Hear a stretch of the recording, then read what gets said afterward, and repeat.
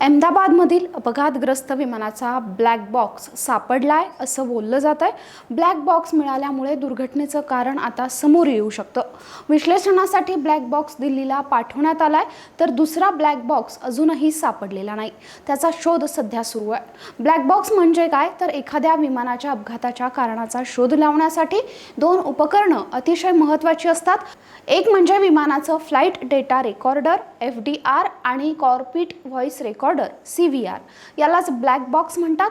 एका उपकरणामध्ये कॉकपिटमधील संभाषण रेकॉर्ड होतं, तर दुसऱ्या उपकरणात विमानाशी संबंधित आकडे, उदाहरणार्थ वेग, उंची, मोजमाप हे रेकॉर्ड होतं। दरम्यान अहमदाबाद विमान अपघातात 265 जणांचा मृत्यू झालाय। यामध्ये विमानातील 241 प्रवासी, तर विमान ज्या भागात कोसळलं तिथल्या 24 जणांचा मृत्यू झालाय। मृतांमध्ये राज्यातील 9 जणांचा समावेश आहे। अहमदाबादच्या सरदार वल्लभभाई पटेल विमानतळावरून लंडनकडे उड्डाण केल्यावर अवघ्या 12 ते 15 सेकंदात हा भीषण अपघात झाला।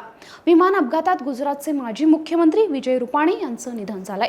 दरम्यान विमान दुर्घटनेतल्या मृतांच्या वारसांना टाटा समूहाकडून 1 कोटी रुपयांच्या मदतीची घोषणा करण्यात आली आहे।